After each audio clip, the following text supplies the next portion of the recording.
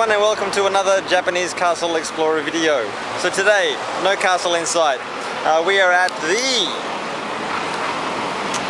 the Matsuzaki Shuku, and the Matsuzaki Shuku was basically a stopover for daimyo, etc., etc., who were traveling around the island of Kyushu.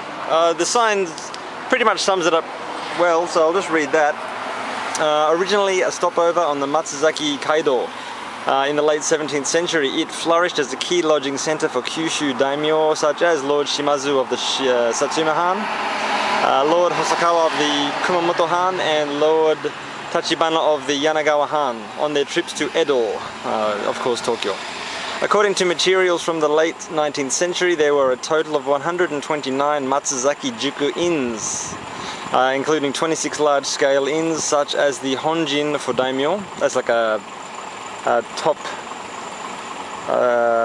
a well-appointed inn, the Waki Honjin and the Hatago, I don't know.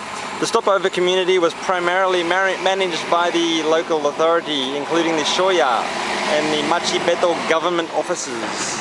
Well, that's probably a lot to take in, and I don't really understand half of that.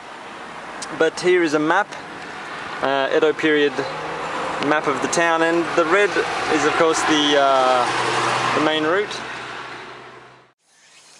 Okay, so here we are at the northern entrance to the rest stop, and it's good to see a bit of colour. There's some kaki, that's that orange fruit. In English I believe it's persimmon, and they're not really delicious. And there's some flowers there and a bit of green. It's good to see. So this certainly is the really is the entrance here, and there are some remnants, and don't expect much, but this is it. Is at a guess 2x4 meter piles of stone. Okay, here's a sign. Along the road to the north and south of the Matsuzaki Shuku, Juku, whatever it is, stand huge piled stone markers, Kamaeguchi, about 2 meters tall and 4 meters long, forming the entrance to the stopover.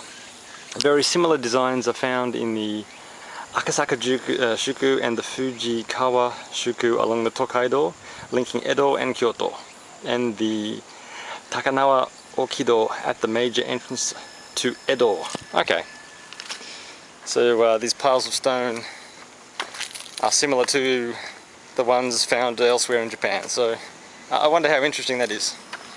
But anyway, it's you know, signs of what was once here, so it's sort of cool.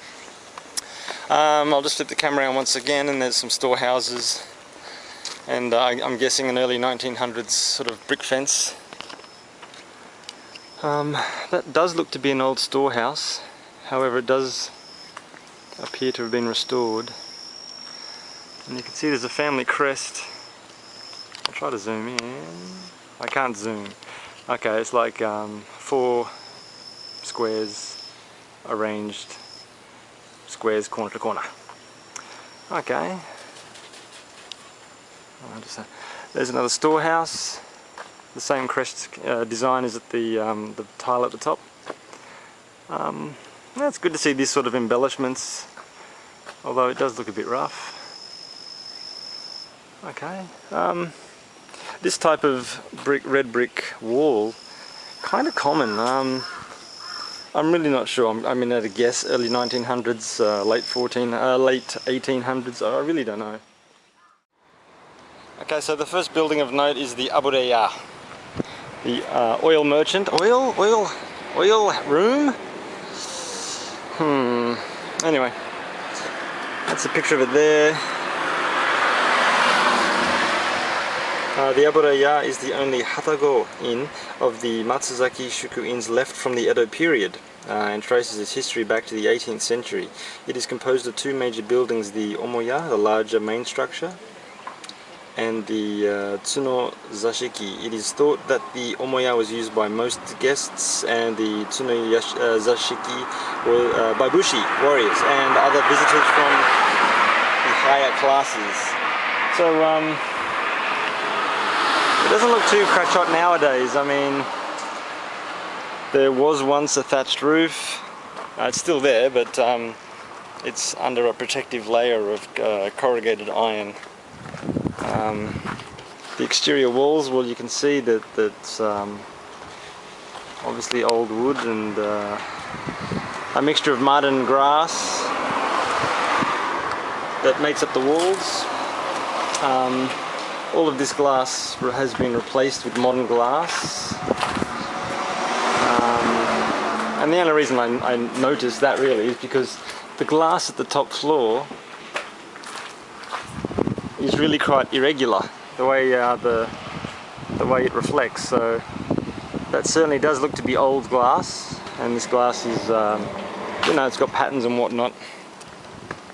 And I assume it's new. I'm not a glass expert.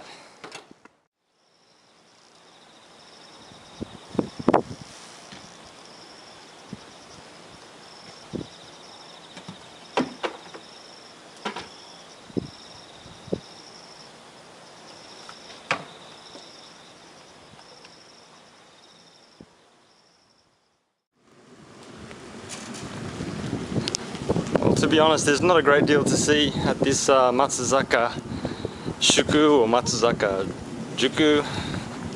Anyway, this rest stop along the highway. So I just went past the house before, and they were doing some sort of restoration work. Sort of interesting. They were applying some plaster, and they were. It was in the shape of a family crest, sort of where that green circle is, I guess, but on an older building.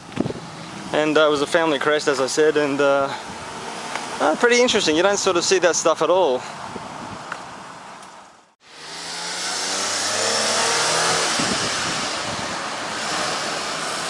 I'm not sure what the story is with this building, but it looks to be in pretty fair condition, and it looks to be old.